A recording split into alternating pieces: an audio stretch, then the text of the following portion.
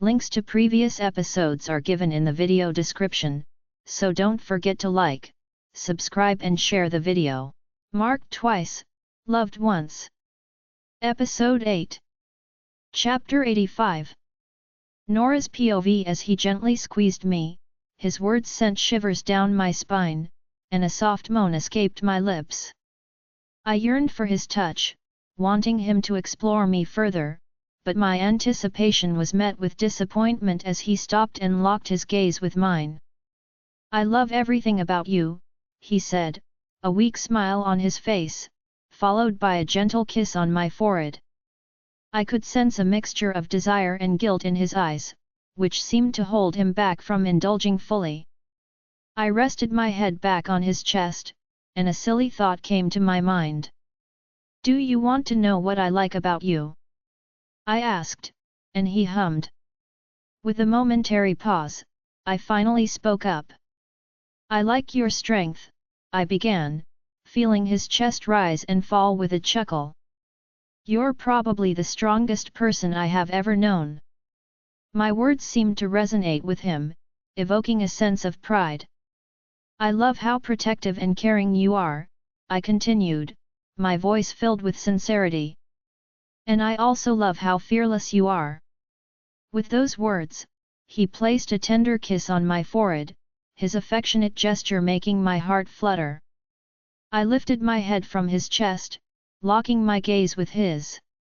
In his eyes, I saw a whirlwind of emotions, but one stood out vividly: happiness. His eyes sparkled, reflecting the joy he felt at this moment. "I love your eyes," I teased playfully, a mischievous smile forming on my lips. "The shade of green reminds me of the woods." His laughter resonated through the room, a sound that warmed my soul. It revealed his beautifully arranged teeth, a small detail that added to his charm. "I love your teeth," I announced, and he smiled wider. "You should smile more often, it looks good on you," I said, getting an even bigger smile from him.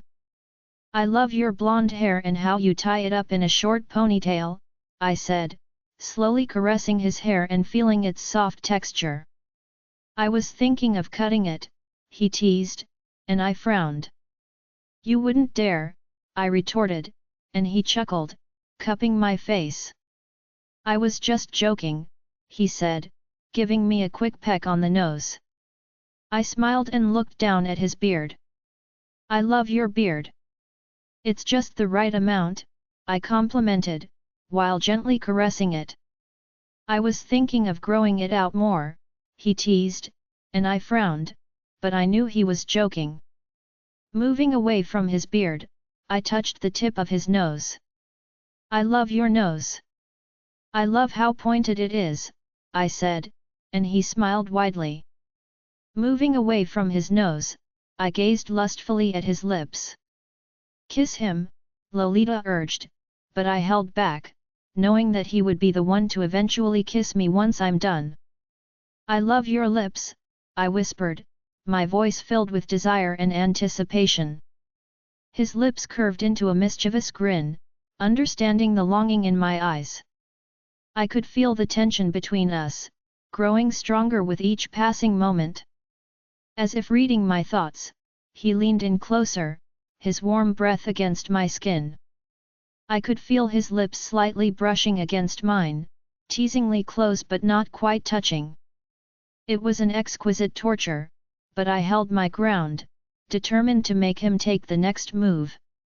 "I love how your words can ignite a fire within me," he murmured huskily, his voice sending shivers down my spine. I smiled and waited for him to seal our lips, but he didn't. Instead, he pulled away, causing Lolita to growl disappointingly. I was disappointed by his actions, but I didn't give up. I moved my hands to his chest, drawing a circle before feeling his strong arms. "I love your arms and shoulders. I love how broad they are," I said, and he smiled before speaking. "I've been working out since my teens," he said, and then I remembered the photo of him and how he had told me the story behind it. That must have been really hard for you, I said with compassion, but he shook his head and smiled weakly. I'm fine now. I'm no longer that bullied kid, he said, and I nodded, realizing that we actually had one thing in common. I love that you've overcome your past and become the person you are today, I whispered, admiration lacing my words. It takes strength and resilience, and I'm proud of you. You've done the same. Look at you, he said, and I blushed, holding his gaze and gathering the courage for the next step I was about to take. I moved my fingers from his shoulders down to his stomach. I love how flat your stomach is, I said, and he gave me an uneasy smile, which proved my touch was having an effect on him. Good job, Nora, Lolita praised, and I smirked, holding Alpha Leo's gaze. I trailed my fingers from his stomach down to his abdomen, lightly touching his groin and realizing that he had gotten an erection. Nora, he called. Yes, Alpha Leo. I asked, faking innocence. What are you doing? He asked, and I shrugged my shoulders. Just touching the body of my mate. Is that a bad thing to do? I asked, heard him take a deep breath. Nora, he moaned, but I didn't give a response. Instead, I caressed his penis and heard a soft moan from him as he held my hand, signaling for me to stop, but I didn't. I went further to unzip his pants, but unexpectedly, he pushed me back onto the bed and climbed on top of me.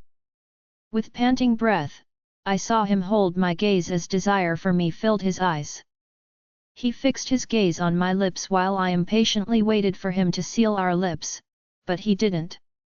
Rather, he moved away from me and left the bed. I watched him enter the bathroom and slam the door.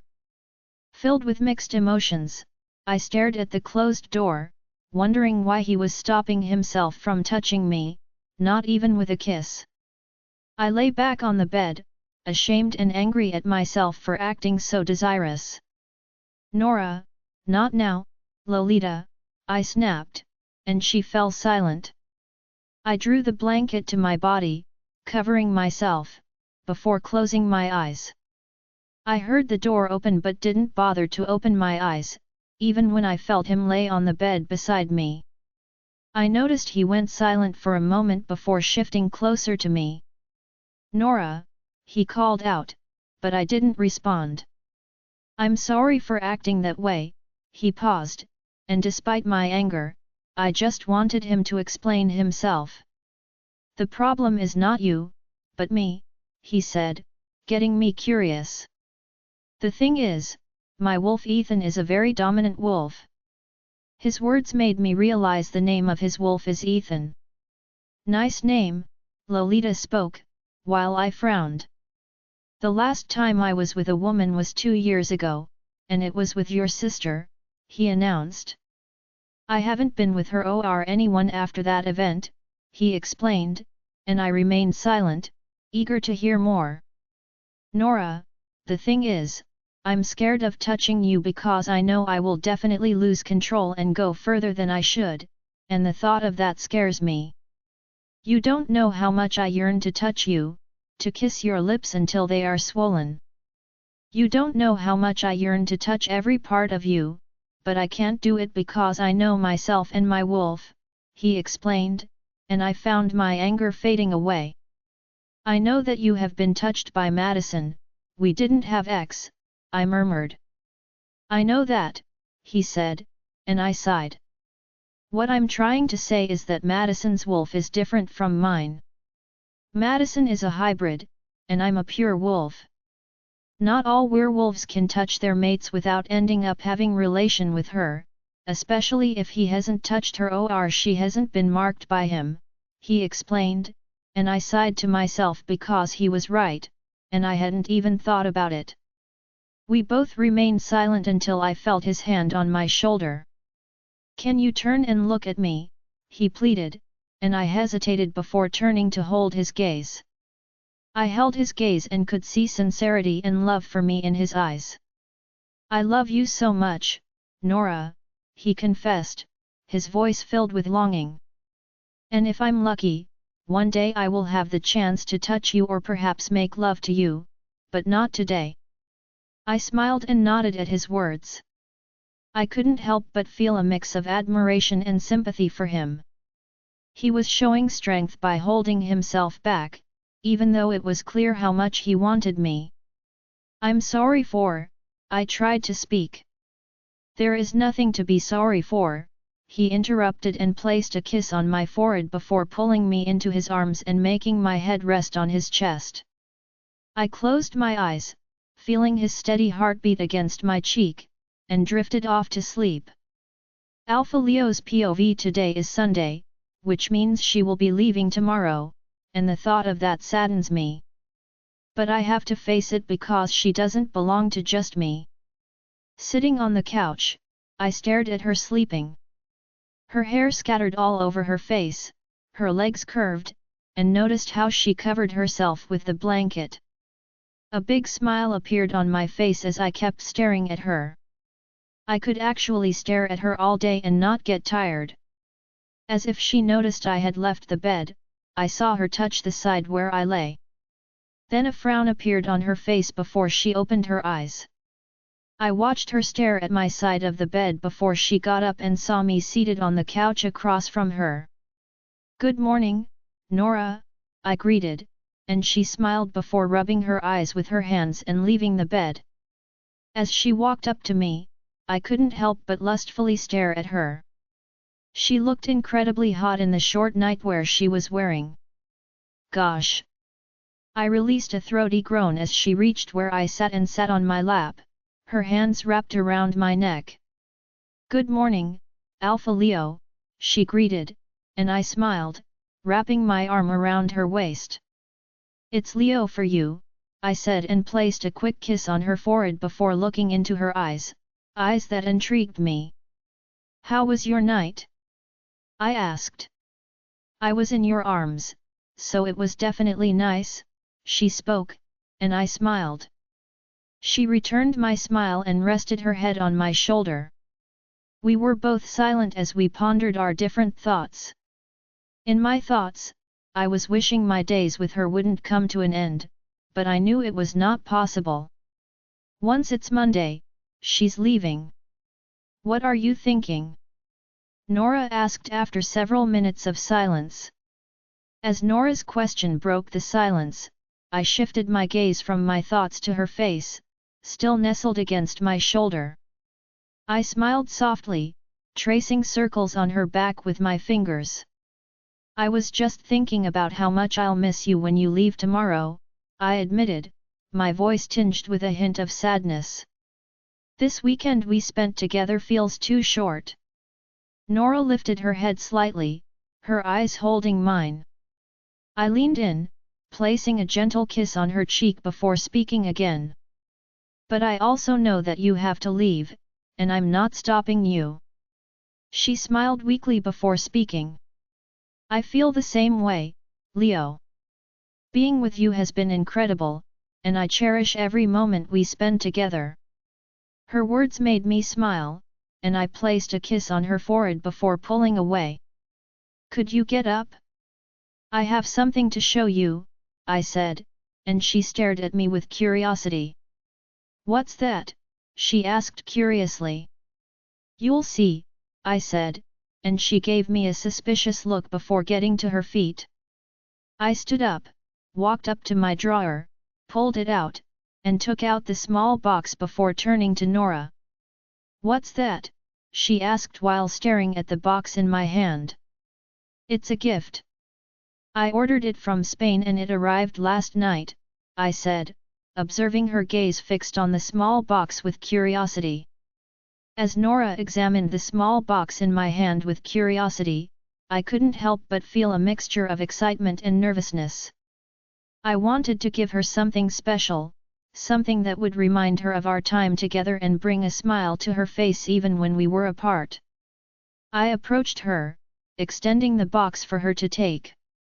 "Go ahead, open it," I encouraged her, a smile playing on my lips. She accepted the box from my hand, her eyes never leaving mine as she slowly lifted the lid. Inside was a delicate necklace, adorned with a small heart-shaped pendant. The pendant had our initials engraved on it, entwined in an elegant script. Nora's eyes widened in surprise as she held the necklace in her hands, her gaze shifting between the pendant and me. "Leo, it's beautiful," she whispered, her voice filled with awe. I moved closer to her, reaching out to gently take the necklace from her. "I wanted to give you something that would always remind you of the love and happiness we share," I explained softly. "Whenever you wear this necklace, know that you carry a piece of my heart with you, no matter where you are." Nora's eyes shimmered with unshed tears, and she reached up to touch my face. "Thank you, Leo. This means so much to me," she said, her voice filled with genuine emotion. I stood behind her and fastened the necklace around her neck before she turned to me with a broad smile on her face. Looking at her, I could see her genuine happiness for the gift. "I'll cherish this always," she said, her words sounding like a promise. "Thank you." I placed a kiss on her forehead and pulled away. "Go shower, I want to take you somewhere," I said, and she nodded and left. As she entered the bathroom. A few minutes later, I heard the sound of the shower running and imagined Nora standing in the shower, water dripping all over her body. Slowly I closed my eyes. I imagined myself standing behind her in the shower and bending her over. I held her as she bounced on me. I released a throaty groan and realized I had actually released, and just then the shower stopped. I quickly went to the closet and took out a towel, and just then she walked into the room, with the towel wrapped around her chest. I ran a quick gaze all over her body and felt me hardened. "Are you okay?" Nora asked, and I nodded, hurrying into the bathroom. With a heavy sigh, I stood in front of the mirror, embarrassed at myself. I could hear Ethan's mocking laugh, which wasn't helping the matter. With a frown, I took off my clothes and stood under the running shower. After bathing, I tied a towel around my waist and stepped back into the room, where I found Nora already dressed in a pair of black jeans and a blue off-shoulder top. "Is blue your favorite color?" I asked as I stood behind her at the mirror, where she was seated, drying her hair with a hairdryer. "Yes," she smiled. "You noticed?" she asked, and I nodded, taking the hairdryer from her. "Let me help you," I said, and she furrowed her brows but didn't object. I dried her hair, combed it, and put it up in a bun. "This style suits you," I said, placing a kiss on her head. "How are you able to do that?" she asked, and I smiled before responding, "I have long hair, remember? But I also had a 1-year and 6-month-old daughter. She had incredibly long hair, and it was my favorite thing to do for her. I combed her hair and even polished her nails. She would follow me to meetings. She was closer to me than her mother," I spoke, tears welling up in my eyes, but I held them back. "I miss my little angel a lot." "Hey!" Nora called out, standing up and turning to me. She cupped my cheeks with both hands and held my gaze. "Hey," Nora said softly, concern evident in her eyes. "Are you okay?" I blinked away the tears that threatened to escape and nodded. "I'm fine," I replied, my voice slightly shaky. Nora's expression softened, and she pulled me into a gentle embrace. "I'm so sorry," she whispered. "Everything will be fine, I promise." I nodded and held her tighter before pulling away. I took a deep breath, trying to compose myself.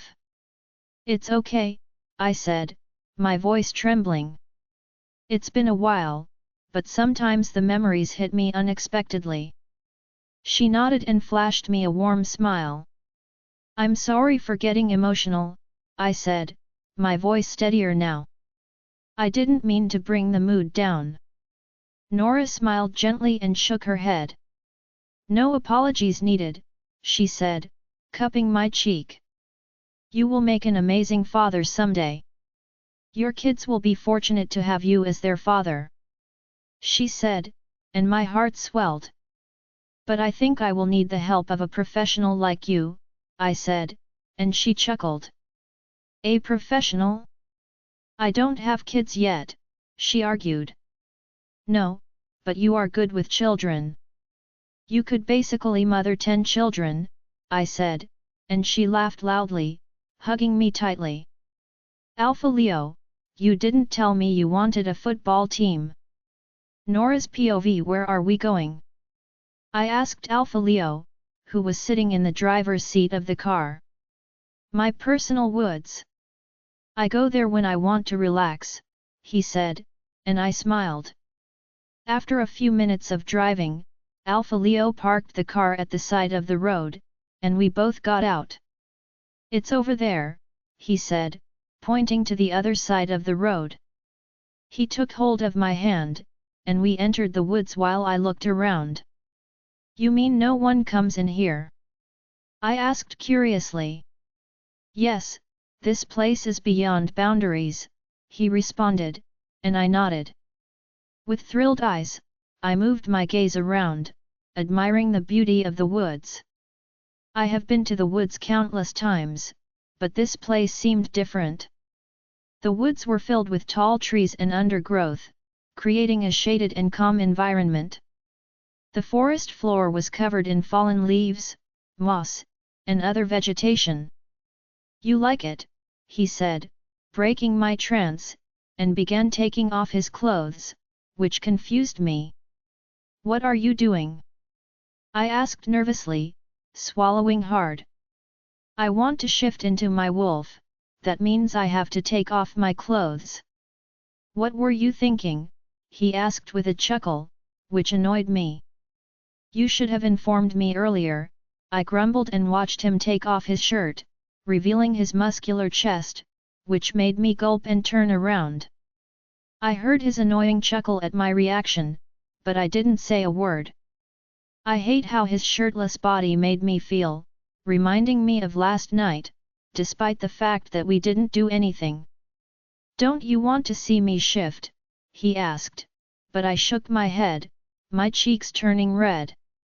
I couldn't imagine seeing Alpha Leo. Are you sure?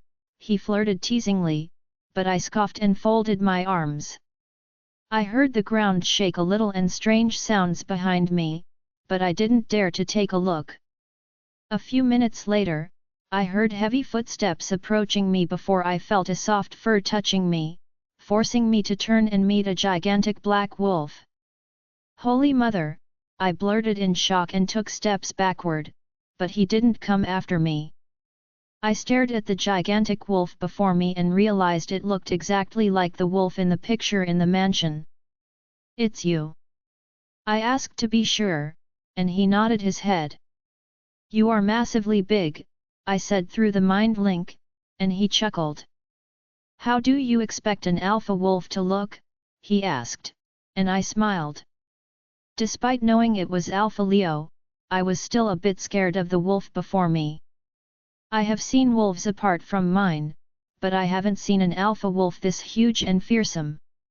If you are scared, you can shift too, Lolita suggested, but I shook my head. As it stood before me, its intense gaze locked onto me, and I could feel the weight of its presence.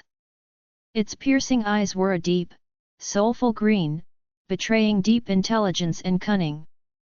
The wolf's ears were perked up, alert and ready for any sign of danger or prey, while its bushy tail swished back and forth in anticipation. You are beautiful and at the same time scary. Can I touch you?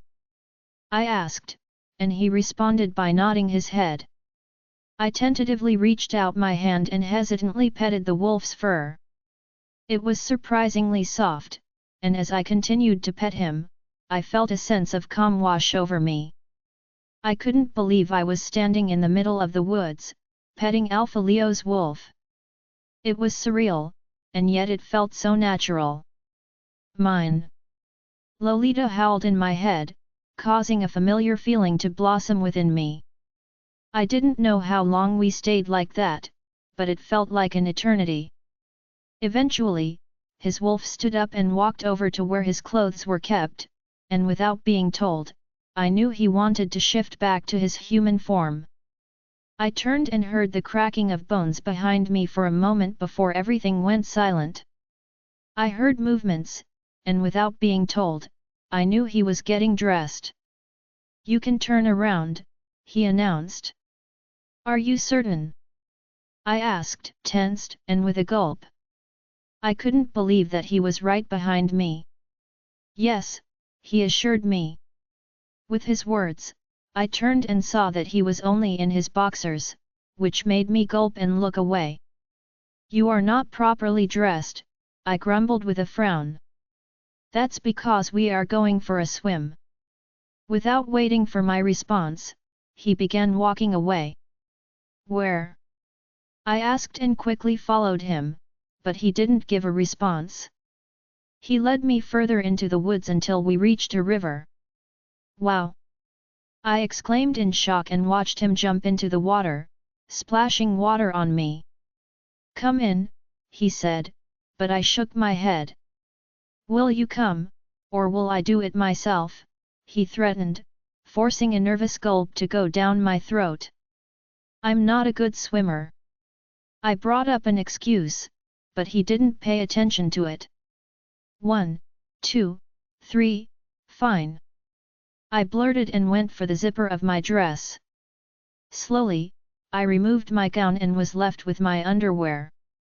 I nervously held the gaze of Alpha Leo and could feel the intensity of his gaze on me. It felt like he was undressing me with his eyes, which made me smirk and tuck my hair behind my ears. "Don't just stand there. Get into the water," he said, and dived deeper into the water. Slowly, I got closer and dived into the water. As I swam towards him, I couldn't help but feel self-conscious about my body in just my underwear. The water was cool against my skin, and I shivered slightly as I approached him. He was looking away from me, staring off into the distance, but as I got closer, he turned his head and locked his gaze with mine. It felt like he was looking right through me, sending a cold shiver down my spine. "You are beautiful, you know that," he said, and I blushed and dived into the water. We swam silently for a few moments, the only sound coming was the splashing of our movements in the water. I couldn't help but steal glances at Alpha Leo as we swam. The water droplets glistened on his skin, accentuating his well-defined muscles. His presence was captivating, and I couldn't deny the growing attraction I felt towards him. After a series of swimming, we both got out of the water and got dressed. As I tried to zip up my dress, I felt Alpha Leo's presence behind me. "Let me help," he whispered and held the zipper of my dress, causing a series of cold shivers to run down my spine. He helped zip up my dress, and I felt his fingers on my exposed shoulders as he gently ran his fingers before placing a soft kiss on the back of my neck, causing a gasp to escape my lips. "You don't know what I wish to do to you, Nora," he whispered, sending cold shivers throughout my body. "I want to undress you and feel your whole body in my hands. I want to run trails of kisses all over your body. I wish to kiss you so hungrily and passionately that you run out of breath," he whispered, while I gasped and closed my eyes. "I crave to eat you, Nora. I want to taste everything in you." He paused and grabbed me, causing me to let out a soft gasp and rest the back of my head on his chest. I felt his hands leave me and move over to my thighs. I could see the desire burning in his eyes. "Why don't you do it then?" I asked him, a plea in my voice, but he shook his head and stepped away.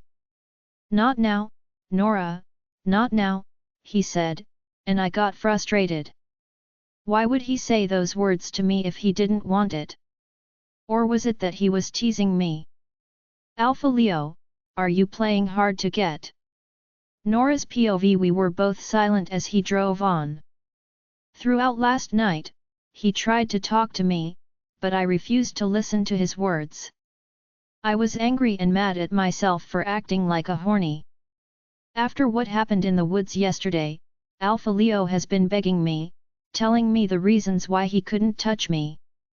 I knew he had explained everything to me, but I couldn't understand why I was still mad at him. Are you still angry at me? He finally asked, breaking the silence. I frowned and turned my gaze towards the window, avoiding eye contact. Can we talk about this? He pleaded, desperation in his voice. There is nothing to talk about, Alpha Leo, I murmured, my voice laced with bitterness. He fell silent, respecting my wish. After a few minutes' drive, Alpha Leo pulled the car to a stop in front of the coffee shop where Lord Madison was waiting for us. We both stepped out of the car and walked in. Immediately I spotted Lord Madison sitting at a table, his back turned towards us. Mine. Lolita howled in my head, her possessive tone bringing a small smile to my face. As I got closer, he turned around, his striking brown eyes meeting mine. A warm smile tugged at the corners of his lips, causing my heart to flutter. Nora, he greeted, his voice gentle yet filled with love. You are here. He smiled, and I responded with a smile. Normally, I was expecting him to act cold and angry like Alpha Leo did, but he didn't. Instead, he was smiling brightly. I took a seat across from him, and Alpha Leo settled down beside me. The tension between us was palpable, but Lord Madison seemed oblivious to it. He reached across the table and placed his hand on mine, a comforting gesture that instantly eased some of my tension. I have missed you so much, Lord Madison said, his voice filled with genuine love. I smiled and took a deep breath, my gaze shifting between Lord Madison and Alpha Leo. Alpha Leo had an unreadable expression on his face, but I could see he was tense, probably because of the result, which I was restless about. With a gulp, I took out the notebook from my bag and placed it on the table. I shifted my gaze to Lord Madison, who smiled, and then to Alpha Leo, who had a blank look on his face. As I held Alpha Leo's gaze, I couldn't help but feel worried about the score I should give him. This weekend with him was perfect, apart from the fact that he refused to touch me, but I knew he had a good reason for doing it. Taking a deep breath, I opened the notebook and gripped the pen tightly, confused and anxious about what to write. I glanced down at the empty pages of the notebook, unsure of how to begin. My mind was filled with conflicting emotions, and I struggled to put my thoughts into words. Both Lord Madison and Alpha Leo waited patiently, their eyes fixed on me, their expectations evident. Write what you feel is right, Alpha Leo said, and I nodded. Taking another deep breath, I finally started writing, my hand trembling slightly. I'm scoring Alpha Leo with a score of 90% out of 100, I said and wrote it down before lifting my gaze to Alpha Leo, who had an unreadable expression on his face, which made me restless. Do you want to know why the 10 marks were deducted? I asked even though I didn't have a reason. But he shook his head. That won't be needed, he said, and stood to his feet. I have a meeting in the next 30 minutes. He announced while looking at his wristwatch, but I knew he was lying. He just wanted to leave. I'll take my leave. See you tomorrow, Nora. He took my left hand and placed a kiss on it before turning and leaving, making me wonder if I had really given him the right score. As Alpha Leo left the coffee shop, I watched him with a mix of disappointment and confusion.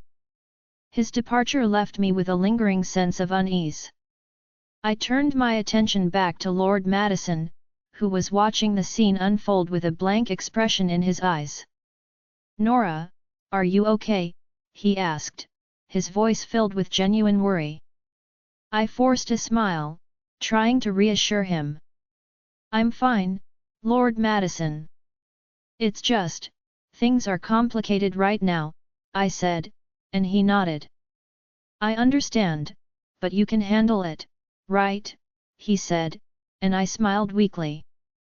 He took my hand from the table and squeezed it slightly. "I miss you, Nora. These 3 days without you were hell for me, and I don't know what I would do if you were taken away from me," he mumbled worriedly, and I smiled before responding. "No one is taking me away," I assured him, and he smiled. "Let's leave here. I want to take you somewhere," he said while getting up on his feet. "And where are you taking me?" I asked, also getting up on my feet. "You will see," he smirked, and led me out of the coffee shop. I followed him to his car, and we both got in. However, I didn't forget to look at the spot where Alpha Leo was parked to see if he was still there, but he wasn't. A few minutes into the drive, I spoke up. "So, how was the meeting back home?" I asked. "It was fine," he responded. "Everything went smoothly." I nodded and rested my head on the headrest of the car. "And how was your weekend?" he asked, and I shrugged my shoulders. "It was fine," I said, and he smiled, holding my gaze for a moment before looking at the road. "Thank you," he said, and I turned and looked at him. "You didn't let him touch you," he said with a proud smile, while I remained speechless, not knowing what to say. How do I tell him that he was mistaken? It wasn't me who didn't want to be touched, but Alpha Leo was the one who refused to touch me. "Nora's POV. Now you can open your eyes," he said and took his hands away from my eyes.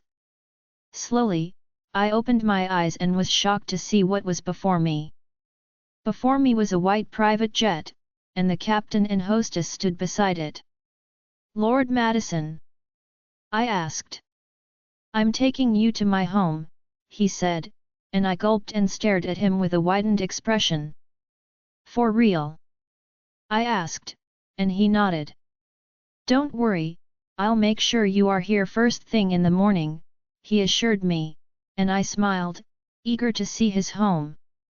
He led me into the jet, and we sat across from each other. I smiled at him, and he smiled back before the hostess served us a drink. Lord Madison and I discussed random things until the flight came to an end. We both got out of the private jet and saw a car waiting for us.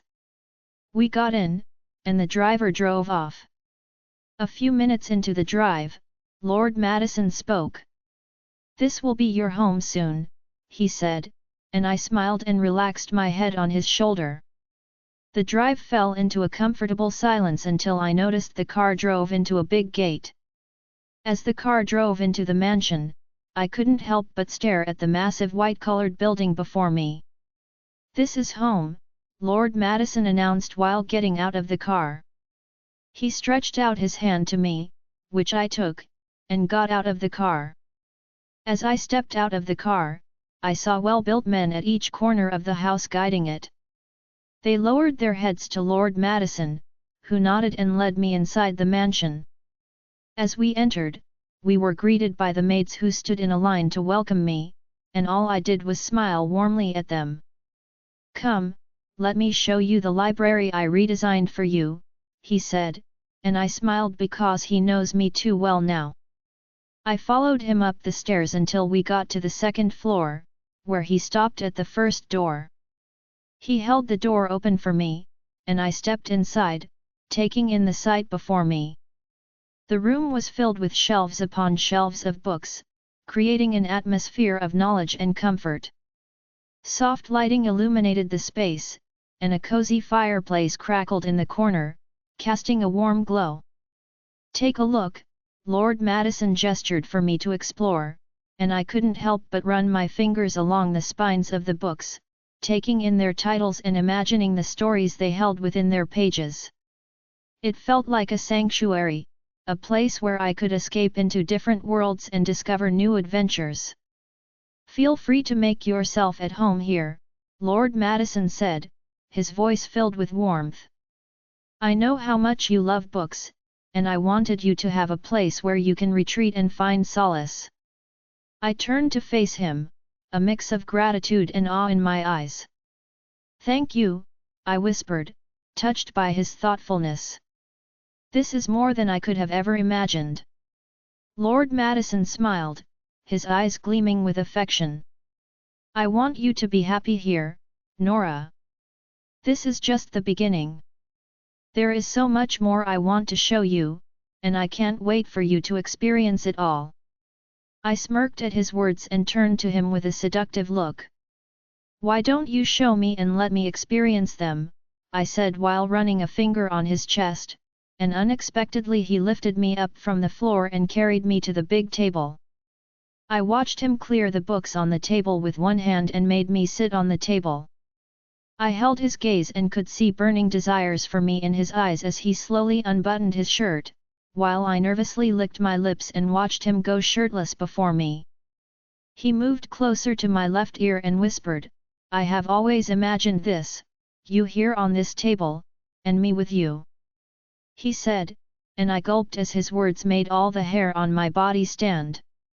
How I've missed you, he whispered in a deep, husky voice and began placing a trail of kisses all over my neck and shoulders, causing a soft moan to leave my lips. As he placed kisses on my neck and shoulders, I felt his hand at the hook of me and felt him easily unhook it like a professional, which made me wonder how he could be so good at this. You don't know how badly I want you, he whispered in a deep, husky voice, sending a series of shivers through my body. He lifted me up from the table, made me sit on it, and hugged me tightly. His fingers gently stroked my back. But not now, but soon, he whispered into my left ear and pulled away. He smiled at me, and I smiled back. Do you need help with that? I asked, and he nodded with a beaming face. Lord Madison's POV smiles filled my face as I watched her sleeping soundly on my bed. She looked tired and exhausted from the foreplay we engaged in, and I wondered how she would fare if I actually made love to her, just as I have been dreaming of. I took a sip of my drink and continued to stare at her until a voice sounded in my head. Madison, Leo called through our mind link, which made me frown because I thought he was reaching out to me due to me touching Nora, which was none of his business. Leo, she is also my mate, and I have the right to touch her, I said, noticing he went silent for a moment before he spoke. I'm not reaching out to you because of that, he said, and I furrowed my brow. I'm going to war, Madison. The meeting we had with the vampires didn't go well, and we thought they had accepted our demands, but we were wrong. Just a few hours ago, they attacked the forest pack, and I believe they are coming for other packs as well.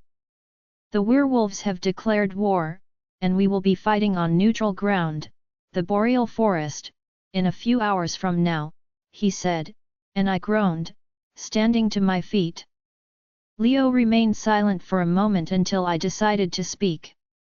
You know the hybrids can't help the werewolves or the vampires. We are a mix of both beings, I said, and he quickly responded. I'm not reaching out to you for you to fight with us. The werewolves can handle it, he said, and I frowned. I understand you are in your kingdom, he said, and I hummed. Please keep her safe and don't let her come back to the pack until the war is over, he pleaded, and I sighed. Why aren't you telling her this yourself? I grumbled, and he remained silent for a moment before speaking. I don't want her to worry about me, he said, and I sighed. Please take care of her, Madison. I might not make it, he said, and his words made my heart skip a beat. What are you saying, Leo? You have the gift of flames and strength. You are never scared of battles, I tried encouraging him, but he sighed and went silent for a moment before speaking. I have been dreaming about my death, Madison. Even Nora has seen it in her dream, he said, and I didn't know what to say. Here was Leo, my favorite cousin, about to go to war, and I just couldn't do anything. Take care of her and my mother, and if I don't come back, then be sure you've won, he said, ending the mind link. With panic, I stared at sleeping Nora and wondered what would become of her if something happened to Leo. You are here. Nothing will happen to her, my wolf assured me. I sighed and paced around the room, thinking of what to do. Quickly, I made a call to Lord Silas, the head of the vampire clans, but he wasn't responding to his calls. I groaned and roughly ran my fingers through my hair. I was confused and didn't know what to do. I quickly made a mind link to Aunt. Aunt, I called through telepathy, and she quickly responded. Madison, she responded in a low tone. There is a war again. I'm scared of losing my son, she sobbed, causing my heart to clench in my chest. Nothing is going to happen to Leo. Have you forgotten that he's one of the special ones? I encouraged her, but it didn't work. I'm scared, Madison. I have been having countless dreams of him lying in a pool of his own blood, she sobbed, and I didn't know what to say to comfort her. Aunt, you should come stay here with me, I suggested, but she refused. I will stay here and wait for him, she sobbed, causing my heart to sink. Nothing is going to happen to him, I assured her before she ended the mind link. I groaned loudly, waking Nora up from her sleep. She held my gaze with a furrowed brow as she sat on the bed. Is everything okay? She asked, and I quickly nodded my head and climbed onto the bed. I wrapped my arms around her, holding her close to me. Everything will be fine, Nora, I reassured her, though deep down, I wasn't so sure myself. The weight of Leo's impending battle hung heavily over me. Nora looked at me intently, her eyes filled with concern. What's going on, Lord Madison? Something is bothering you. Please, tell me. I took a deep breath, trying to gather my thoughts. It's just a matter of the kingdom. Don't be bothered about it, I lied. I couldn't tell her about the fight because I knew she would remain worried until it's over. Are you sure everything is okay? She asked, and I nodded before placing a kiss on her forehead. I noticed she remained silent for a moment, which made me curious about what she was thinking, and out of curiosity, I asked, "What are you thinking?" She shrugged her shoulders. Nothing, she responded and squeezed herself tightly in my arms. Let's go to bed, I said, and she scoffed. It's only 4 p.m., she grumbled, and I chuckled. I just want to sleep with you in my arms, I said, and she hummed and closed her eyes. I watched her fall asleep in my arms, but I couldn't fall asleep because I was worried about the fight and what was happening to Leo. I stayed awake, lost in thought, until suddenly Nora jerked out of my arms. Her eyes turned into a dark shade of grey. Nora, I called out to her in panic, but she ignored me, closed her eyes, and I knew she was trying to establish a mind link with Leo. Why am I not getting any signal from him? She asked in panic and opened her eyes. What is wrong? I asked. It's Alpha Leo. I feel like something is wrong with my chest, she exclaimed and held on to her chest. Lord Madison's POV Nora. I called in panic as I held on to her, but she kept clutching her chest and exclaiming in pain. Alpha Leo! She exclaimed loudly in anguish while I held her tightly against myself. Calm down, Nora, I pleaded and noticed that she was still wailing in discomfort, so I quickly unleashed my abilities and hugged her tighter. I felt her trembling in my arms as she tightly shut her eyes and fell unconscious in my arms. With a sigh, I laid her on the bed and tried to establish a mind link with Leo, but just as Nora said, his signals were dead, which got me worried and scared. "Madison," I heard Aunt's voice in my head. "Aunt," I responded in panic. "We won, but Leo is missing," she sobbed, causing my heart to sink. According to Beta Jason, Alpha Leo's power unleashed uncontrollably and he burnt half of the vampires, but when the fire subsided, they couldn't find him. "Leo was burnt to ashes with the vampires," she sobbed loudly, and I felt tears welling up in my eyes, trying to force their way down my cheeks.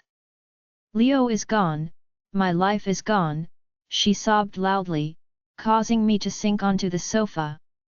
Aunt's words buzzed in my head, causing my heart to clench in my chest. I couldn't believe he was gone when he had just talked to me a few hours ago. Slowly, the tears flowed as I regretted the fights I had with him. Leo wasn't just a cousin, but he was a friend and a brother.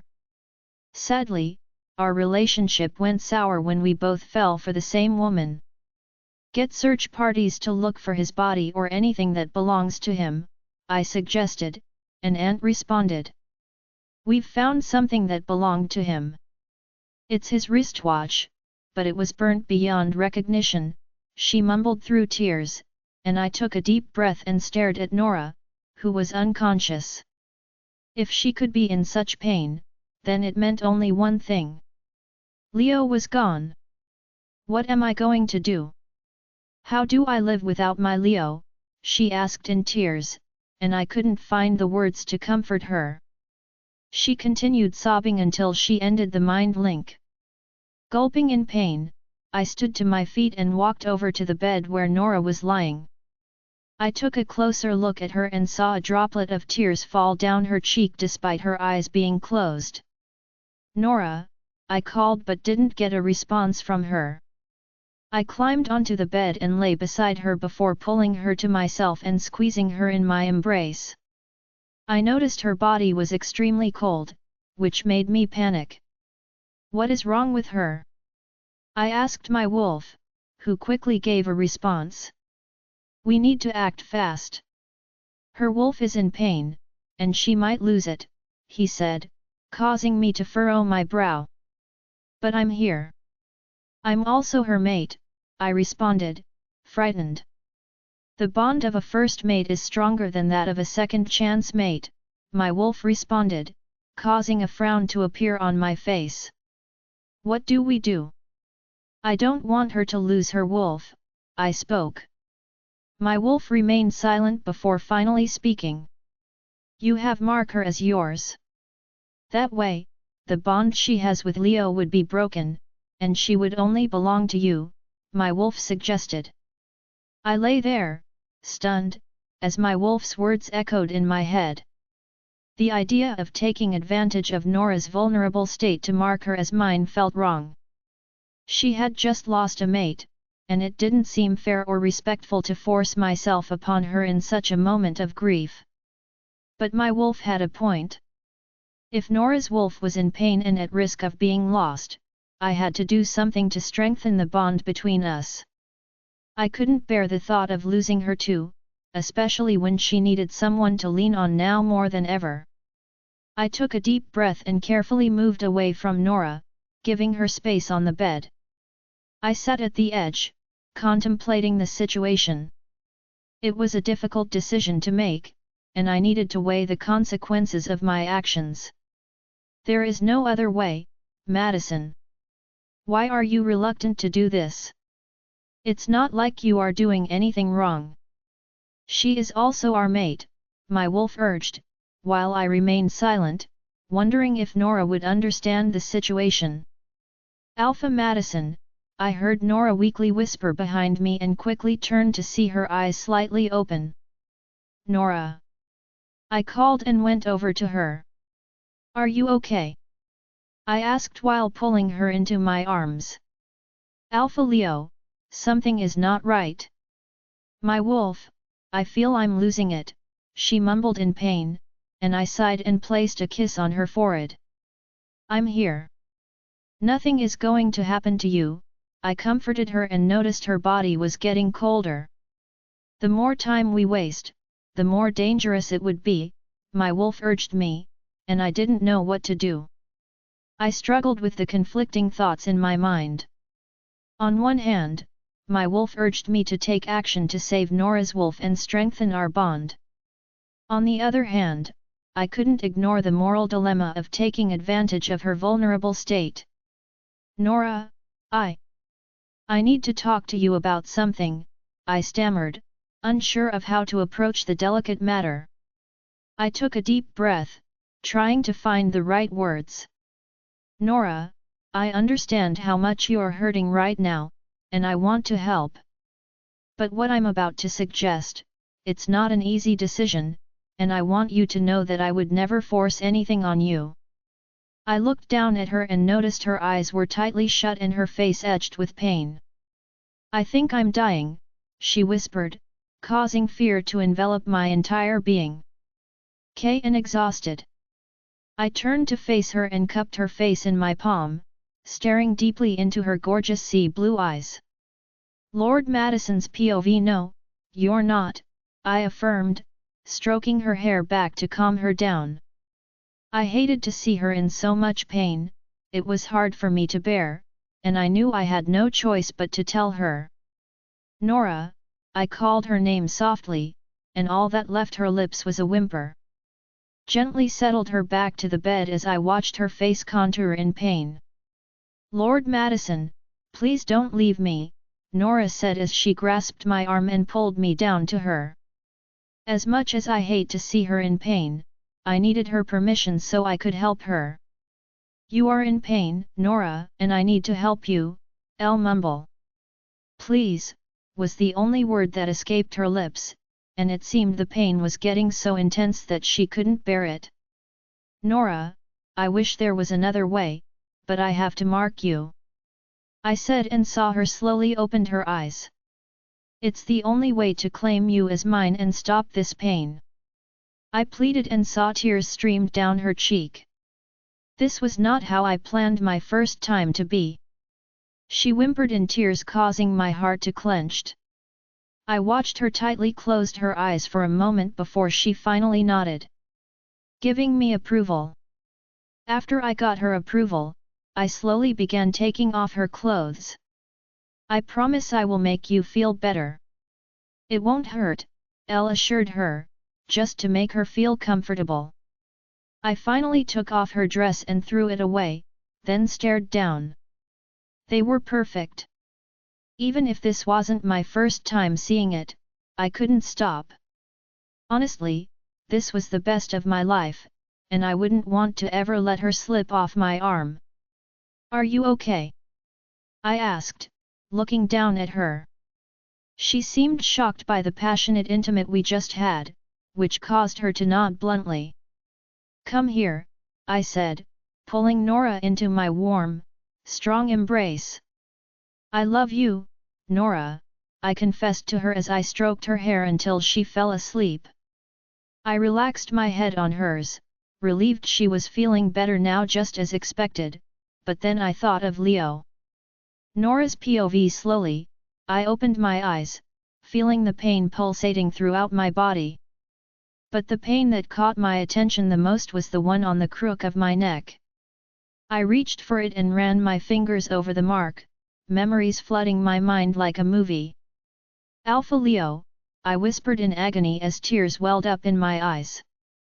He is gone, Lolita responded, her voice filled with sadness.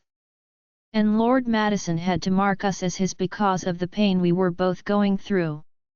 Her words sank in, and I sat on the bed, staring at the empty room.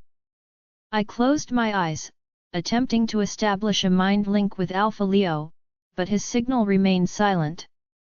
He is gone, Lolita whispered, and I shook my head in disbelief, unwilling to accept what she was saying. The door opened, and Lord Madison walked in with a tray of lunch in his hands. You're awake, he said, beaming at me, but I couldn't muster a smile in return. "How are you feeling? Can you feel your wolf?" he asked, concern evident in his eyes. I nodded in response. He placed the tray of food on the bed and sat beside me, his worry palpable. "Are you sure you're okay?" he asked, but I couldn't provide an answer. Instead, I lifted the duvet covering my body and realized I was still causing a nervous gulp to rise in my throat. "Nora," Lord Madison tried to speak, but I gestured for him to stop. Slowly, I stepped off the bed, wrapping the duvet around my body, and turned to see that I had stained the bed with a strand of my blood. I glanced at Lord Madison, who stared back at me. "You don't have to worry about it," he assured me, but I gulped and made my way to the bathroom. When I reached the bathroom, I took away the duvet and stood before the mirror as tears streamed down my cheeks. I was in pain, but I was also furious with myself.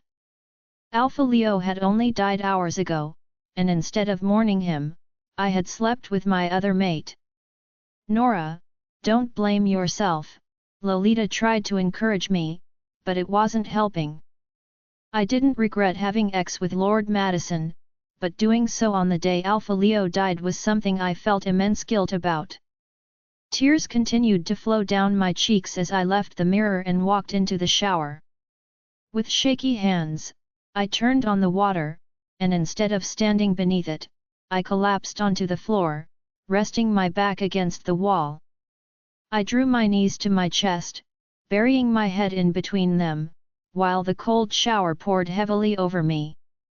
The cold water cascaded over me, mingling with my tears as I sat huddled on the shower floor. The sensation of the icy droplets against my skin was a stark contrast to the burning pain inside my chest. I wanted to wash away the guilt and sorrow, to cleanse myself of the conflicting emotions that tore at my soul. Lolita's voice echoed in my mind, trying to console me once again. "Nora, it's not your fault. You're grieving in your own way. You're allowed to seek comfort in whatever form it takes." But her words fell on deaf ears. How could I justify my actions? How could I find solace in the arms of another when my heart still ached for the loss of Alpha Leo? It felt like a betrayal, a violation of the bond we had shared. The memories of our time together flooded my mind. The way his touch ignited a fire within me, the way his voice resonated deep within my soul. He was a good man trying to rectify his mistakes. And now he was gone, taken from me in an instant. More tears streamed down my cheeks as I just remained numb and let the shower pour heavily on me. Minutes or maybe an hour passed as I sat under the frigid water, lost in my thoughts, and just then the door opened, forcing me to lift my eyes up to see Lord Madison hurrying towards me. He lifted me up from the floor, put off the shower, and hugged me tightly while I sobbed more in his arms. Lord Madison's arms wrapped around me, providing a sense of warmth and comfort that I desperately needed in that moment. I clung to him, letting my tears soak into his shirt as he held me tightly, offering silent support. Despite the guilt that weighed heavily on my heart, his presence brought a small measure of comfort. "I'm so sorry, Nora," Lord Madison whispered, his voice filled with genuine remorse. "I did what I needed to do." His pleas and his words only made me cry harder, the mixture of sorrow and conflicting emotions overwhelming me. He gently pulled me away and cupped my face with both hands. "I have lost a mate and I couldn't bear to lose you," he said while staring directly into my eyes. "I'm sorry, but it's the only way," he said while I continued crying. I wasn't angry, but I was pained about Alpha Leo's death. "How did he die?" I asked, my heart aching with pain. Lord Madison remained silent for a moment before responding. He lost control of his abilities and burnt almost all the vampires present, but after the fire settled down, they couldn't find his body, just his wristwatch was seen. No, No.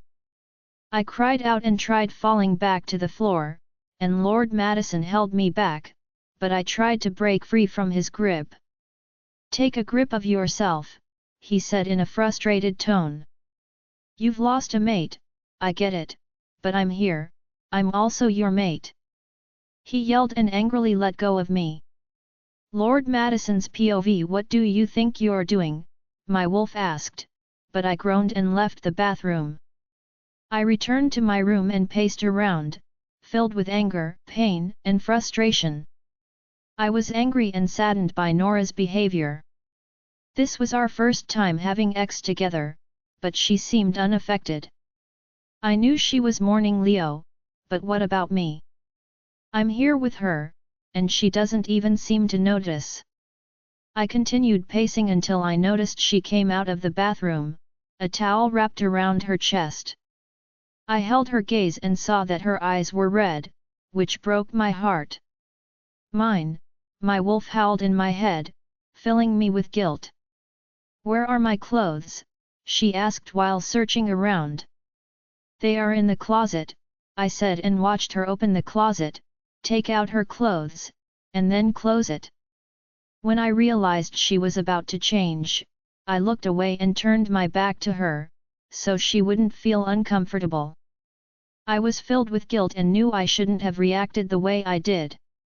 She had just lost a mate, and I should understand how it feels. I'm glad you're back to your senses, my wolf murmured, but I ignored him and turned to see Nora drying her hair with a towel. Taking a deep breath, I walked over to her and tried to touch her, but she shut her eyes momentarily and quickly opened them, staring at me with dumbfounded eyes. What's wrong? I asked. Alpha Leo has been found, she said, and I furrowed my brow. His dead body has been found. I asked, but she shook her head, tears streaming down her cheeks. Many paragraphs are missing. No, he is still alive, she cried out and fell to the ground. Thank you, Moon Goddess, she whispered words of appreciation to the goddess while I remained stunned. He is alive? How? I asked, confused and surprised, but Nora didn't respond.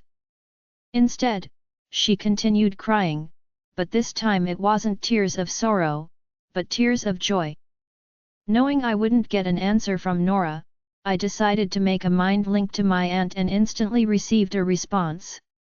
Madison, I was just about to reach out to you, she spoke in a relieved tone. What am I hearing, Aunt? I asked and quickly got a response. Leo is still alive. He has been brought back home. He is here at the mansion, she said, making my heart cease in my chest. How? I stammered, shocked. How was he found? How did it happen? I asked, confused. I knew I was happy with the news, but I also felt uneasy, knowing that he is alive, which meant I still had a competitor. After he unleashed his power, miraculously, his abilities transported him to another pack in a thick forest. Some werewolves went hunting and found him unconscious in the woods.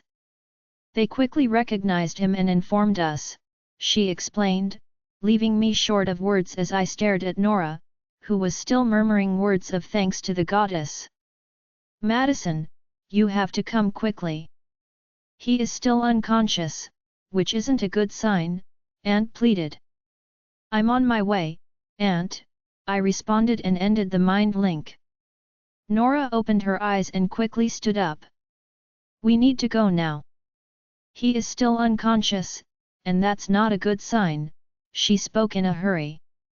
I didn't say a word, but instead made a mind link to the pilot, instructing them to have the jet ready to fly back to California. I watched Nora deep in thought as she sat on the couch. Is the jet ready? We can use the road, she suggested in a hurry, but I ignored her words and drifted into deep thoughts. Don't get me wrong, I was happy that Leo had been found and was still alive. However, I couldn't help but feel anxious upon realizing he was back. She is yours now. You don't have to feel scared, my wolf spoke, but that didn't help ease my concerns. Having marked her doesn't mean the bond she shares with Leo is completely broken. The only way it can be broken is if she rejects him through the rejection process. Lord, the jet is ready, the pilot announced, causing a soft sigh to escape my lips as I stood up. The jet is ready, I informed Nora, and she quickly got to her feet, gathering her belongings and waiting for me to lead the way. But before we left, I needed to express what was in my heart. Nora, I'm glad that Leo has been found alive. It's a relief for everyone. But, I need to talk to you before we leave. Please have a seat, I gestured to the couch, and she hesitantly took a seat, her eyes filled with a mix of emotions. I sat down opposite her, took a deep breath, and tried to gather my thoughts. I want to apologize for my earlier reaction. I shouldn't have let my anger and frustration get the better of me. I understand that you were going through a difficult time. I should have been more understanding and patient. She nodded her head, and I continued, but Nora, now that you have my mark, and we've mated, it means you legally belong to me. I noticed her expression hardened, and her eyes narrowed. What is all this about? What are you trying to say? She asked. Nora, what I mean is that my mark is now imprinted on your neck, which means you are no longer Leo's, but mine. So, I was thinking that when he wakes up, you should probably sever the bond completely through the rejection process, I hurriedly clarified. Nora stood up, anger and disbelief in her eyes as she held my gaze. How could you, Lord Madison? How could you say all this to me when your cousin is fighting for his life? And all that you're concerned about is having me to yourself, she spoke, her tone laced with anger. All you care about in this crucial moment is these selfish thoughts, while Leo's life is in danger, she asked, and I became furious. Leo, why does everything have to be about him? I asked, also rising to my feet. Nora's eyes widened in disbelief and anger as she stared at me. Why does everything have to be about Leo? Because he's my mate. Just because you've marked me doesn't mean my bond with him will magically disappear, she retorted, her voice trembling with emotion. I clenched my fists, feeling jealousy and possessiveness surging within me. You're my mate now, Nora. I care about you, and I want you to be with me, I said, my voice tinged with desperation. With this attitude of yours, I doubt you can have me, she yelled and walked out on me. Nora's POV. We both came out of the car, and without talking to each other, we entered the sitting room, which was filled with alphas. The moment they saw Lord Madison, they all stood to their feet. Where is he? Lord Madison asked. In his room, Jason responded, and we took the stairs to his room. Jason opened the door, and we stepped in before closing the door. When I entered the room, I saw Alpha Leo lying on the bed, his head and chest bandaged, causing my heart to clench. My wolf didn't scream mate to me, but deep down, I heard her whisper. She still feels this bond, which has not been totally broken. Nora, Lord Madison, you've arrived, Lady Christabel spoke in relief. What is wrong with him? I asked and tried to go to him, but Lord Madison stopped me. Sit, I'll check up on him. You are not too strong, he said, referring to the mating session we just had, and indeed, he was right. Not wanting to exchange words with him, I slowly sat on the couch and fixed my gaze on the unconscious Alpha Leo. Lord Madison walked over to Leo's side and sat beside him. I watched him close his eyes and begin whispering words of incantation, while I closed my eyes and whispered words of prayer, hoping there would be no complications. After a few minutes, I opened my eyes and realized Lord Madison was still seated on the bed. "Is everything all right?" Lady Christabel asked in a worried tone. "Yes, he is fine. Stop getting scared, Aunt. Your son is a special being, you of all people should know that," Lord Madison responded and got up on his feet. "He will be awake in a few minutes from now," he announced, causing me to take a deep breath of relief. "Nora!" Alpha Leo whispered faintly, his eyes still closed. "Nora!" He mumbled again, and I got up on my feet and hurried to him. "Alpha Leo, I'm here," I responded and sat on the bed. "Nora is here," I assured him and took his hands in mine, which were extremely hot. "His hands are extremely hot," I told Lord Madison, who nodded. "His abilities are the cause of that." "Don't worry, he is fine," he responded, and I nodded my head and stared at Alpha Leo, who was constantly whispering my name. "I'm here," I whispered and squeezed his hand. We stayed in that position for almost 10 minutes before I noticed his eyelashes blinking. "I think he is waking up," I announced, and everyone moved forward to him. I watched as he repeatedly blinked his eyes, and slowly he opened his eyes, but I was stunned when I noticed that his eyes were filled with blood. Suddenly, Lord Madison pushed me away and held Alpha Leo, pinning him to the bed and began making incantations, while I stared, dumbfounded. Alpha Leo struggled in Lord Madison's grip and pushed him away. I watched as he got off from the bed, and the person closest to him was Beta Jason. In a swift motion, he grabbed him by the neck and pushed him to the wall. "What is happening?" I asked in fear as I watched Alpha Leo tighten his grip on Beta Jason's neck. "He is going insane and losing control of his abilities. We need to stop him," Lord Madison responded and rushed to Alpha Leo. But as he got to him, Alpha Leo pushed him away with so much force that sent Lord Madison falling to the ground with a painful grunt. I spoke in panic as I saw that he let go of Jason and picked up Madison from the ground. Out of fear, I rushed and held his arm as he lifted it up to strike Lord Madison. I noticed he swiftly turned to hold my gaze, and the moment our eyes met, his furious gaze softened. I noticed he furrowed his brow while still holding my gaze. "Alpha Leo," I stammered. "It's me, Nora," I said and saw him let go of Lord Madison, slowly closing his eyes. He turned his back to me, while I stared at him with fear and curiosity.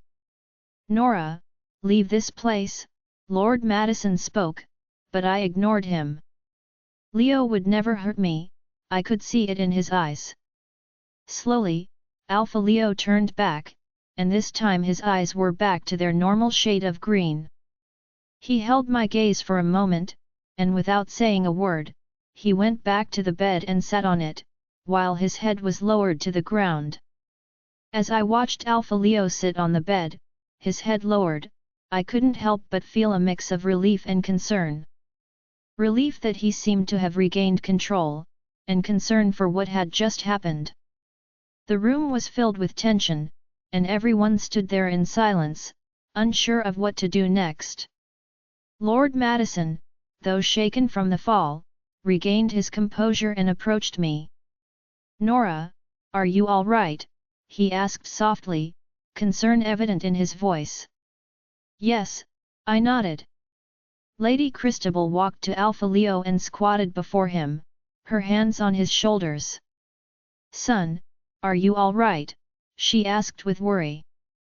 Alpha Leo remained silent, his gaze fixed on the ground. I stepped closer, wanting to be by his side, to offer him comfort and reassurance. Lord Madison glanced at me, signaling me not to go, but I ignored it. "We need to figure out what triggered this," Lady Christabel spoke, her voice filled with fear. "Leo, can you tell us anything about what you felt or experienced?"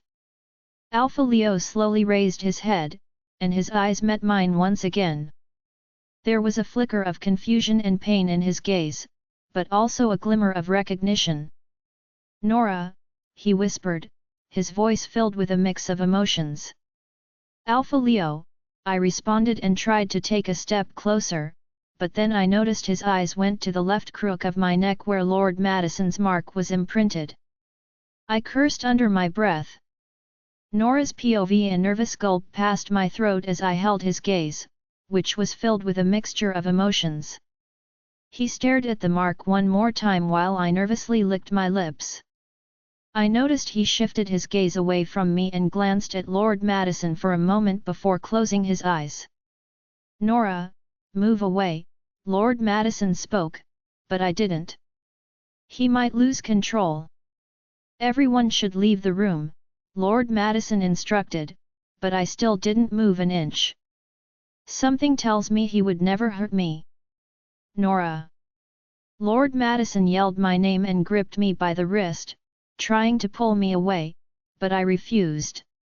"Stop it, Lord Madison," I spoke in an annoyed tone, and just then Alpha Leo opened his eyes, and they had the normal shades of green. He didn't say a word but rather stood to his feet and went to the mini fridge in his room. We watched him take out a bottle of water and gulp it all down before turning to his mother, Lady Christabel. "I'm fine, Mother. Can you all excuse Nora and me?" he requested, but Lord Madison countered him. "That won't be possible," Lord Madison responded. "I can't leave my mate with you, especially when you are in such a condition." "I won't hurt her, you of all people should know that," Alpha Leo responded back. "I don't believe that, Leo.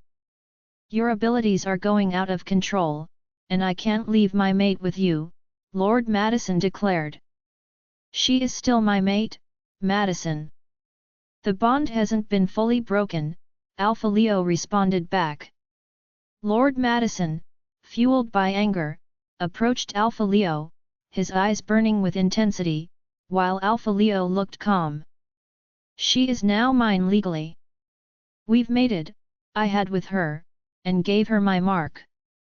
It's my mark that is on her neck, not yours," Lord Madison spat, while I noticed Alpha Leo closed his eyes and clenched both fists. Fear gripped me, and I quickly stood between them. "Please stop," I pleaded to both of them. "Stay out of this, Nora," Lord Madison instructed, but I refused.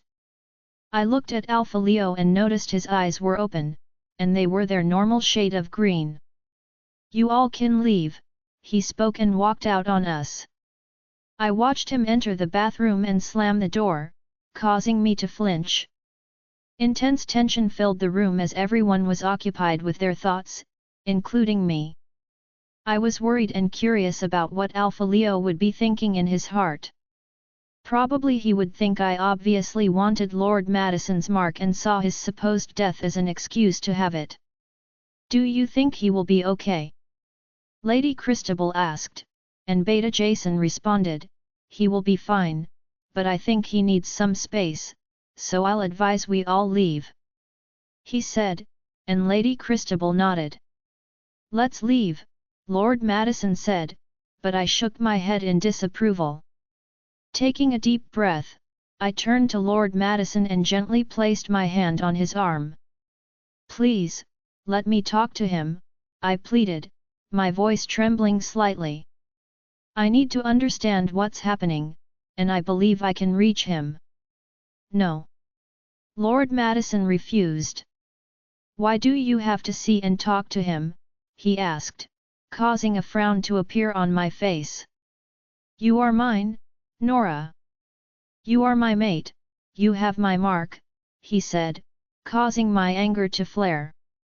"I get it, Lord Madison. I get it. I'm your mate, I bear your mark. I know all that, and you don't have to yell it out to me or anyone." I spat. "Alpha Leo is still my mate, and he needs my help now," I said, and Lord Madison grunted with anger. "You want to be left alone with him, so he will mate with you and give you his mark. You also want his mark, he yelled in anger. Is my mark not good enough for you? So, you want him so badly, he asked, while I remained silent, his words were hurtful. I believe you are enjoying the show, hey? That two men are fighting over you, hey? You are enjoying all this, hey? You just don't want it to end, he asked, causing tears to well up in my eyes. How could he think that I derive joy from all this? Don't you dare ever speak to her in such a manner again, I heard Leo's voice behind me and turned to see that he had walked out of the bathroom. Everyone should leave, or I might not be able to control what I would be able to do, he warned, and by the look in his eyes, I knew this wasn't mere words. We should all leave, please, Lady Christabel pleaded, but I didn't move an inch. Instead, I watched them leave while Lord Madison glared at me before closing the door. Taking a deep breath, I turned to Alpha Leo, who had a mix of emotions in his eyes, but the one that vividly stood out was pain. Alpha Leo, I whispered softly, my voice filled with concern. Are you okay? What happened in there? I asked, my eyes searching his face for answers. He let out a heavy sigh, his gaze dropping to the floor. It's complicated, Nora, he replied, his voice laced with a mixture of frustration and sadness. I lost control for a moment. My wolf, he's been struggling since our bond was tampered with. And seeing you with Madison, it triggered something in me. I felt a pang of guilt in my chest. I never wanted to cause him pain, and yet here we were, entangled in a web of complicated emotions. I'm so sorry, Alpha Leo, I murmured, tears welling up in my eyes. I never meant for any of this to happen. I never wanted to hurt you. He looked up at me, his eyes filled with understanding. I know you didn't, Nora, he said, his voice gentle. You must have gone through a lot when you thought I was dead, and Lord Madison and you have to do what needs to be done so you don't lose your wolf. As I listened to Alpha Leo's words, a mix of relief and sadness washed over me. Relief that he understood that I didn't intentionally cause him pain or tamper with our bond, and sadness because I could see the agony he was going through. Taking a deep breath, I tried to take a step closer to him, but he took a step backward, which confused me. Let's reject each other, Nora, and let's do it here. Alpha Leo's POV. I saw the startled look in her eyes when she heard my declaration. Obviously, she wasn't expecting that from me. But I knew it would happen, sooner or later. Alpha Leo, it's for the best, Nora. Our bond has been tampered with due to his mark on your neck, and it's only right that we do what needs to be done, I said, ignoring the ache in my heart. Everything within me screamed to stop what I was doing, but I turned a deaf ear to it. From the beginning, it was clear that we weren't meant to be together. Firstly, I rejected her at first sight, and when I got to know and fell for her, her sister deceived me and got pregnant. As if that wasn't enough, now that I have the chance to be with her, she's almost slipping out of my hands. Perhaps it's fate. I held Nora's gaze, which had a mix of emotions, but the one that stood out vividly was confusion. Stop! What do you think you're doing? Ethan growled disapprovingly, but I ignored him and took a deep breath before opening my mouth to speak. Alpha Leonard Luciano, I reject your rejection, she cut me off, causing me to furrow an eyebrow. What do you think you are doing? She asked, and I quickly responded, what needs to be done, Nora? I have to set you free, Nora. You deserve to be happy, be with someone better, and this bond has brought you nothing but pain, I said, seeing her frantically shaking her head. No, Alpha Leo. I won't let you do this. You are not in the right frame of mind, she said, and I remained silent.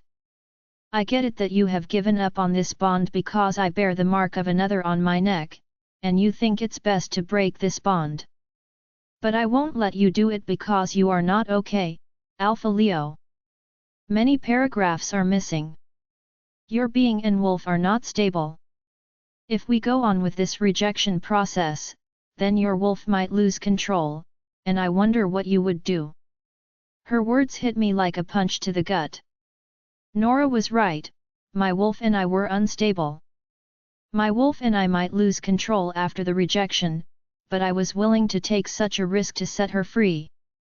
I understand your concern, Nora, I replied, my voice laced with frustration.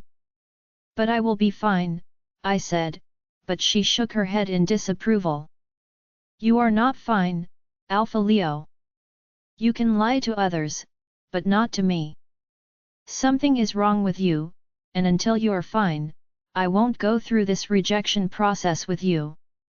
With those words, she walked out on me. Grunting angrily, I kicked the table away and closed my eyes to settle my emotions before they explode. I took a bottle of whiskey and a glass from the bar, filled up the glass, and gulped down a large quantity. I went back to my bed and sat on the edge, refilling the glass and taking a sip. What were you thinking? Ethan asked furiously, and I didn't give him a response. Are you giving up?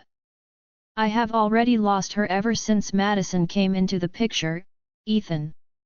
She isn't mine to keep, I responded in pain and filled up my glass. So, you are giving her up? Ethan asked, and I couldn't give a response.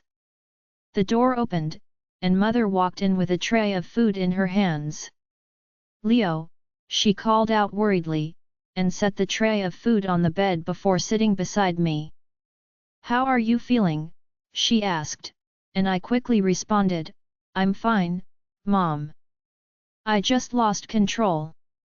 I said, but she shook her head. That's not what I'm asking about. I'm asking about something else, she said, and I understood what she meant. She was referring to Nora having Madison's mark. With a deep breath, I closed my eyes. All I could see were Nora's pictures buzzing in my head, forcing my eyes open. You are not okay, Leo, Mom spoke worriedly. You can hide it from anyone, but not from me, your mother. Leo, you are slowly crumbling, and you have to let it out. She said, causing tears to well up in my eyes. I couldn't hold back the tears any longer. They streamed down my face, releasing the pain, frustration, and heartache that had been building up inside me. My mother wrapped her arms around me, offering comfort and support. Let it out, son, she whispered soothingly. It's okay to feel this way. Sometimes, we need to release our emotions to heal. I sobbed uncontrollably, my body shaking with each wave of anguish. Mother held me tightly, allowing me to pour out my sorrow into her embrace.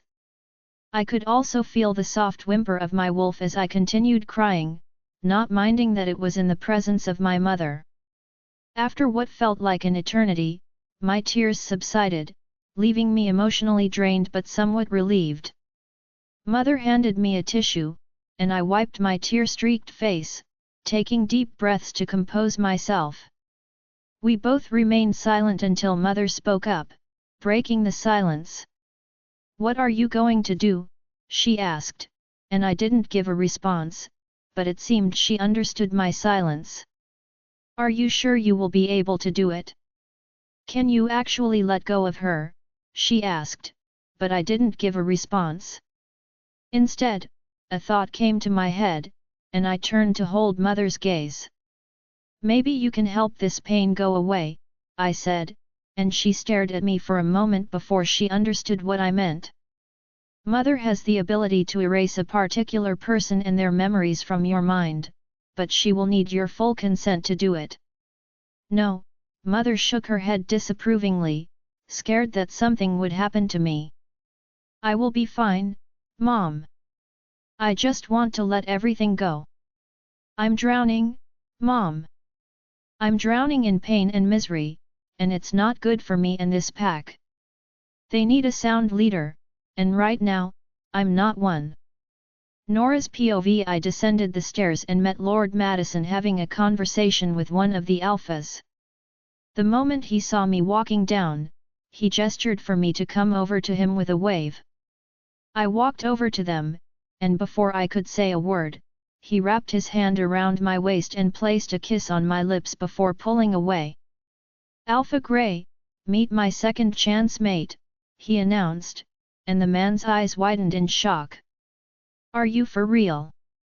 Alpha Grey asked, and Lord Madison nodded, placing a kiss on my cheek. Lucky, this is nice, Alpha Grey said and turned to face me with a welcoming smile in his eyes. You are beautiful. What's the name of the future queen of the hybrids? He asked. Despite the anger growing in me, I decided to answer with a fake smile. Nora, I responded and watched as he took my right hand and placed a kiss on it before looking up at me. It's a pleasure to meet you, he said, and I responded with a smile. We have to leave. I believe Leo would be downstairs to show himself to all of you, Lord Madison said. Alpha Grey sighed before saying, we just want to be sure he is okay before we leave. He is fine, I announced. He just needs to have a proper good sleep. I said, and Alpha Grey nodded. We will take our leave now, Lord Madison said, and led me away. We both left the mansion and entered the car, while I waited for him to drive out before I spilled what I had to say. After a few moments of silence, he was the first to speak. What did you two discuss? He asked, and I didn't give a response. Is he begging you to also bear his mark?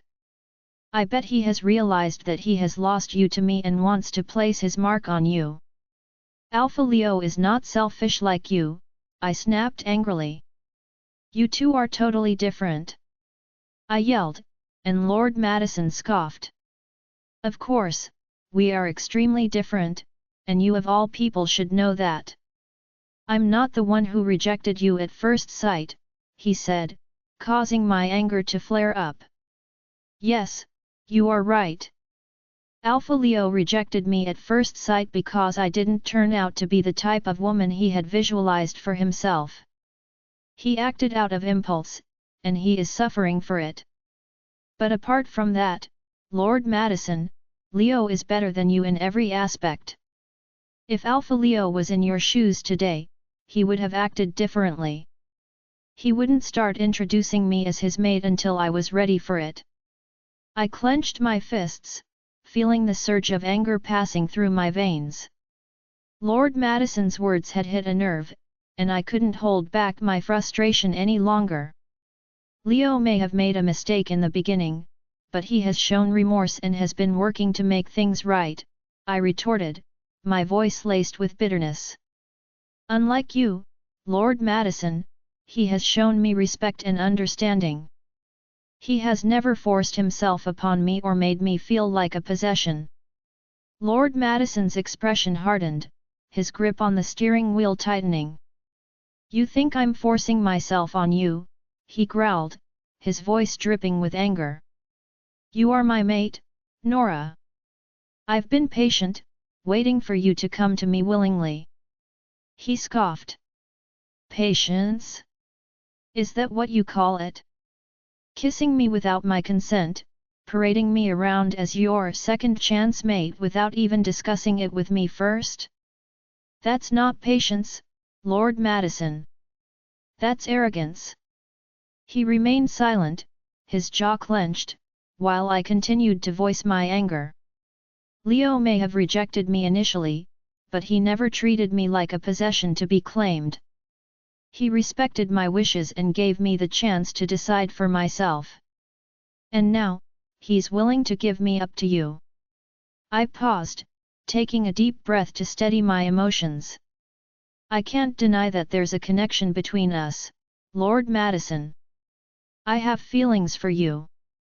But the way you're handling this situation is pushing me away. I need someone who understands my feelings and emotions, knows what to say and do at the right time." The car fell into a tense silence until Lord Madison spoke. I didn't realize how my actions were affecting you," he admitted, his voice filled with regret. "I was only trying to show you how much I care, but I see now that I've been going about it all wrong." I sighed and looked away. "I'm so sorry," he apologized while I rested my head on the window. "Everything that is happening is so consuming, and I don't know how much I will be able to take." "Nora, we have to go back," Lord Madison announced, his words capturing my attention. "Leo has fallen into a coma," he announced, causing my heart to seize in my chest. Lord Madison's POV. We arrived at the mansion while Nora hurriedly got out of the car and walked into the mansion, leaving me behind. A hard gulp passed my throat as I got out of the car and joined her in the sitting room. When I arrived, I realized the alphas were still in the living room, all wearing worried faces. "You're here, please do something," Alpha Grey pleaded, and I nodded my head and took the stairs to Leo's room. When I entered, I saw Jason and Ant standing beside an unconscious Leo, while Nora sat beside him, tears streaming down her cheek. "Mine," my wolf howled, but I ignored him and made my way to them. "Please help me, son," Ant pleaded in tears, and I nodded and placed a kiss on her forehead. "Get a grip of yourself, nothing is wrong with him," I assured her and saw her nod. I went to Leo and stared at Nora, who was shedding tears uncontrollably. She looked up at me, and I swear I have never seen this level of pain in her eyes. "His breath is weak," she mumbled, and I lowered my height and squatted before her. "He will be fine," I said and wiped her cheek with both hands before looking at Leo, who was extremely hot and dripping with sweat. I placed a hand on his chest and slowly closed my eyes, allowing my wolf to examine him and see what's wrong. "He is having a fight with his wolf," my wolf announced, and I asked why. "Because he wants to go through the rejection process, but his wolf doesn't want it. If they go through with the rejection process, it would be a big risk for both him and the wolf. His wolf and abilities aren't stable, there is danger looming around him," my wolf explained, and I sighed and allowed my wolf to do what needs to be done. After a few minutes of concentration, I opened my eyes and stared at Nora, who was still crying uncontrollably. "Stop crying, he will be fine," I told her and stood upright. "What is wrong with him?" Jason asked. "He was having a fight with his wolf, and it sent him into a coma, but he is fine now," I announced and saw Ant exclaimed in relief and sit on the couch. I stared at Nora, whose eyes were closed as she whispered words of gratitude to the goddess. I stared at her and realized she has a deep connection with Leo, and she loves him more than she could ever love me. She is mine, but her heart belongs to him. Many paragraphs are missing. The realization of that brought an uncomfortable feeling in my chest, but I sucked a deep breath and turned to Ant. "I will stay here for the meantime in case something comes up," I told Ant, who nodded gratefully. "I'll go tell the servants to make sure your room is ready," she said and walked away. "I'll go inform the alphas that he is out of danger," Jason said and left. With a tired sigh, I sat on the couch and fixed my gaze on Nora, whose eyes were still welled up with tears. She was in so much pain that she didn't look my way, rather, she settled her gaze on Alpha Leo, totally ignoring my presence. I stared at her and realized I was wrong about everything. I thought now that she has my mark, she will belong to me and perhaps love me like I love her, but I was wrong about it. Nora only loves one man, and sadly, it isn't me. Ant walked back into the room and told us she had prepared a room for us to rest in. She said that she and a guard would look after Leo, and if anything came up, she would alert me. Nora and I left Leo's room and went to my personal room in the mansion. When we entered, Nora sat on the bed, lost in thought, but I didn't say a word to her. Instead, I took off my clothes and walked into the bathroom. I turned on the shower and stood under the running water, my eyes tightly closed as today's events replayed in my head.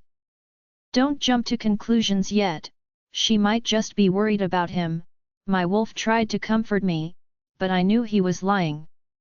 The way she looks at him, she has never looked at me in such a way. I have never seen such care and love for me in her eyes. With a grunt, I hit the wall and injured my hand. Get a grip on yourself, my wolf urged, and just then, I felt arms wrap around my stomach. Without being told, I knew it was her. I felt her place her head on my back, and we both didn't say a word until I turned off the shower and turned to face her. I noticed that her eyes still clouded with tears, causing discomfort in my chest. Are you still worried about him? He will be fine, I comforted her while cupping her head, but she shook her head. I'm not crying because of him, I think I'm going insane, she sobbed, but I shook my head. You are not going insane, Nora, I tried to speak, but she interrupted. You don't understand, she paused and took a deep breath.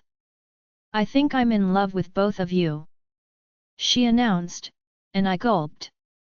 I can't deny my feelings for Leo, no matter how hard I try. I find myself drawn to him in a way I can't understand. I keep reminding myself, telling myself that this is a man who has caused me a lot of pain in the past, and I ought to hate him.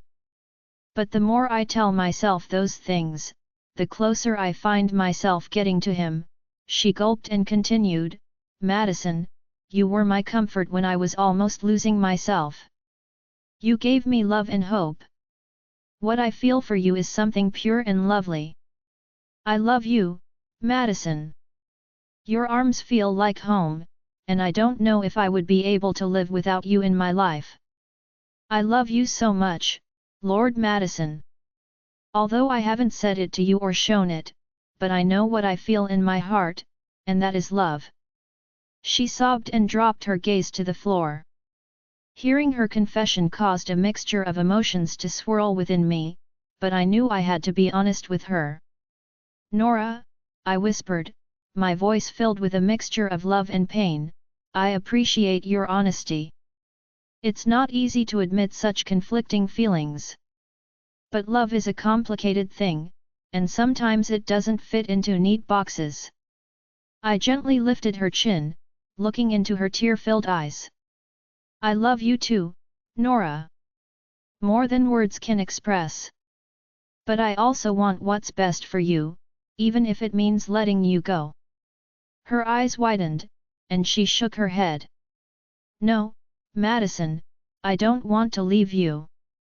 I want us to be together. I sighed, my fingers tracing patterns on her cheek. I know, Nora, but I can't ignore the connection you have with Leo. It's undeniable, and I can't ask you to suppress your feelings. We can't force love into a mold that doesn't fit. Nora's tears continued to fall, and I gently wiped them away. I won't stand in the way of your happiness, even if it means stepping aside. But know this, Nora, I'll always be here for you. No matter what happens, I'll be your friend, your confidant, and the one who loves you deeply.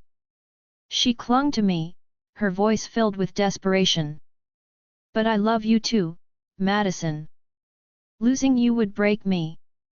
I held her even tighter, my own heart aching. I understand, Nora. And it hurts me too. But love isn't always about possessing someone. It's about their happiness, even if it means sacrificing our own, I said and saw her frantically shaking her head. No, I'm not losing you. She yelled and ran out of the bathroom. With a grunt, I hit the wall of the bathroom and roughly ran my fingers through my hair as tears welled up in my eyes, but I withdrew them and closed my eyes. What were you thinking, saying those words to her? My wolf asked, and I responded with a groan and opened my eyes.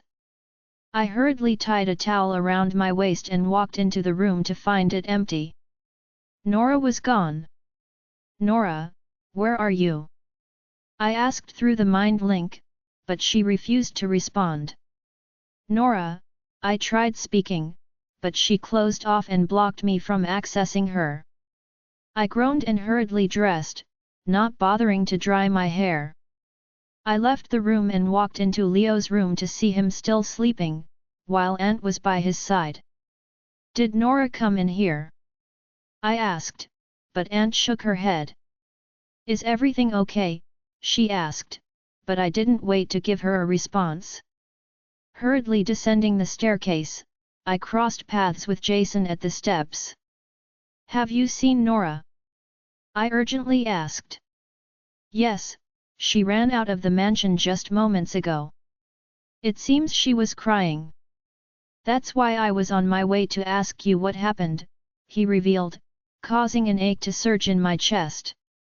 Without wasting a moment, I dashed out of the mansion, desperately hoping to catch up with her. Join our Facebook and WhatsApp group for more updates, link is given in description. Rest audiobook will be continued in next episode.